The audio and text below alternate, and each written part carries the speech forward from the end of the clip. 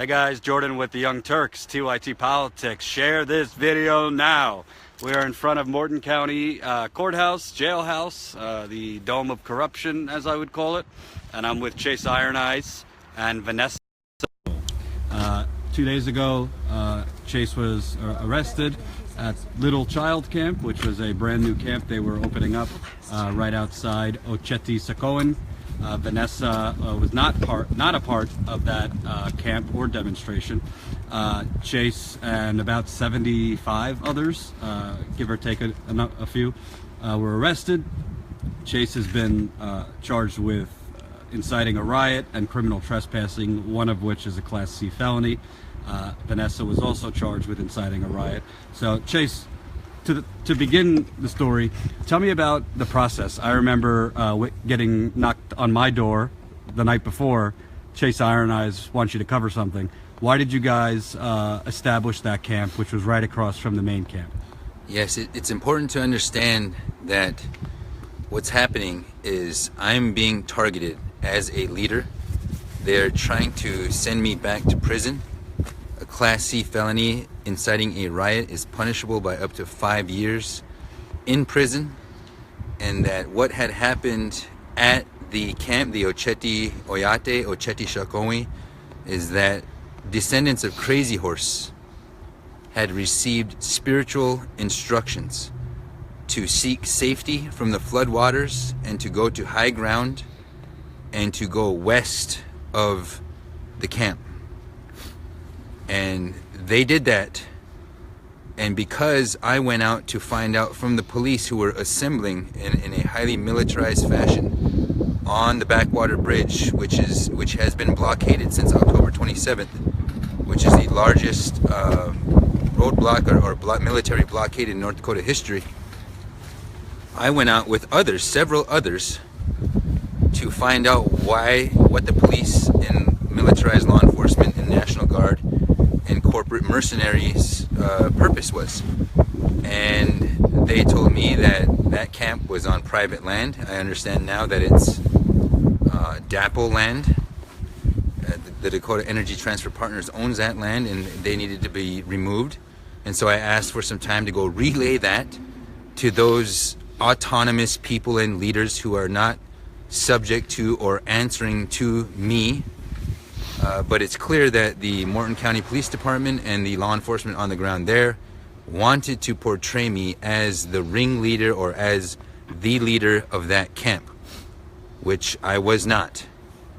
But that spiritual camp was expressive and in furtherance of spiritual instructions that those descendants had received, and the camp was named the Last Child's Camp in honor of Crazy Horse's own warrior society, the only one of which he created and belonged to.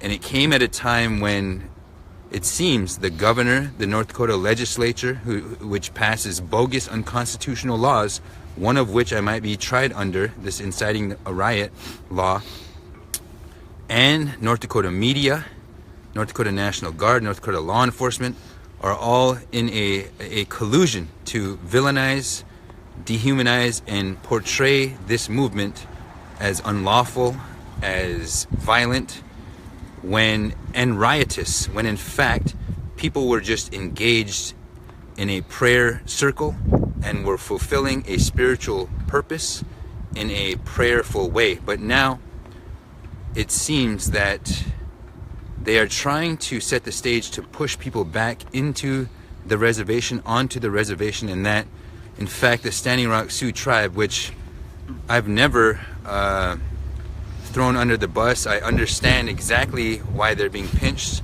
because the economic hardship created by that roadblock is the same as withholding rations 130 years ago. But they have disavowed, they have villainized and called this new camp a rogue camp. But in fact it was a camp that lifted the spirits of everybody involved. It showed the world that those people who were doing the camp were not willing to back down, that they are willing to stand in peace and prayer and dignity and continue the fight for a people's right, indeed 10 million people's right, to clean, non-privatized drinking water, to further the fight of the constitutional rights, human rights, and civil rights, which are being violated, to further the fight of Native nations' right to be free from legal, political, and economic oppression, to seek liberty, liberation, and self-determination, and the right of the people who seek a new energy economy now. This is the focal point of the struggle at Standing Rock, and we want people all over the country to know, those of you who are organizing by the millions, when they charge me with inciting a riot, it's Donald Trump who's actually inciting a riot, who has invoked millions of people to take to the streets, who's invoked tens of thousands of people to shut down airports, who's invoked tens of thousands of people to let the world know that they're ready to strike. Every demographic outside of the Euro-based heteropatriarchy, including all of the Black Lives Matter movement, including all of those who are called immigrants, called illegal human beings in a hemisphere in which they originate, the wall that's attempting to be built, the entirety of the peace-loving Muslim faith who are being discriminated against, violated, and dehumanized by the immigration ban, or the flight ban. Everybody in the feminist movement, everybody who doesn't fit that demographic, who stands to be attacked and whose rights are going to be encroached upon by a Trump tyrannical presidency, needs to be aware right now. You've got to be paying attention to the Young Turks, to what's going on at the confluence of the Cannonball and Missouri rivers. You've got to pay attention to Last Real Indians. Wherever you get independent, real media, please pay attention, whether that's the Lakota People's Law Project, whatever it is. We need you to be aware, and we need you to share our truths, because we have to stand together in this fight against tyranny. So Chase, I'm a very keep it real kind of guy. So it's very likely that Morton County is watching this right now because they're monitoring live streams. They might incite, charge me with inciting journalism or something. So, hello.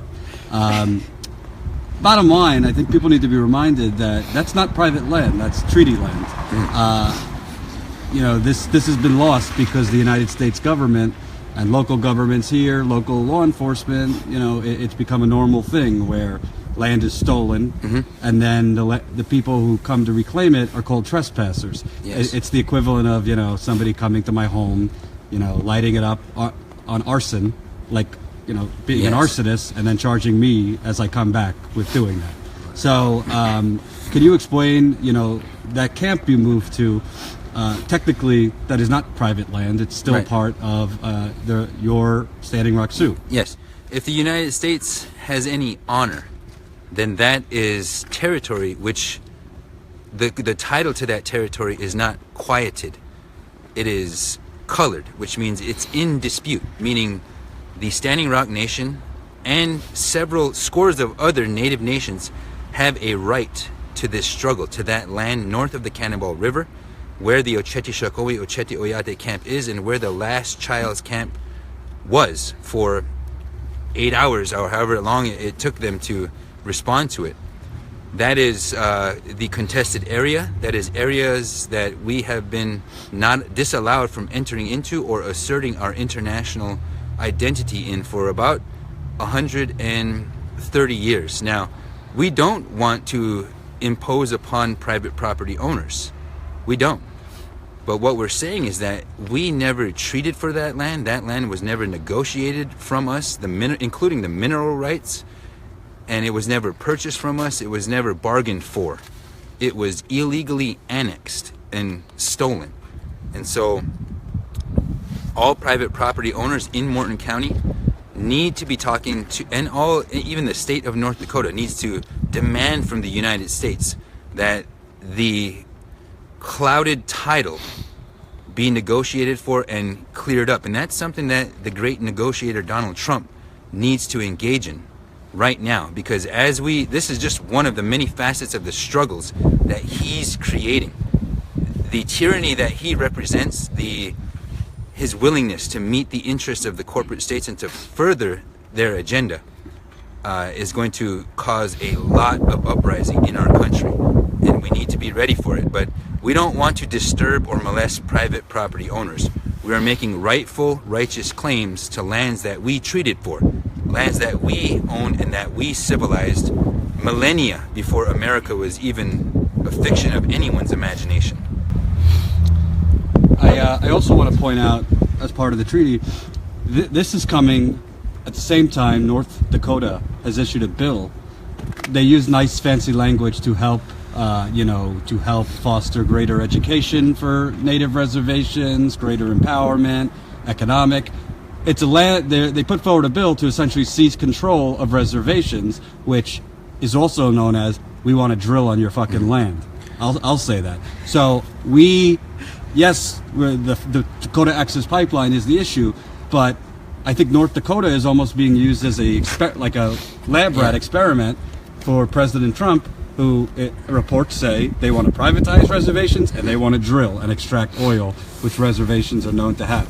So, as you have urged, I'd say suggested people, the fight is still here, the nonviolent fight. Yes. This is much bigger now than just DAPL. This is about reservations, the treaties, and a land grab.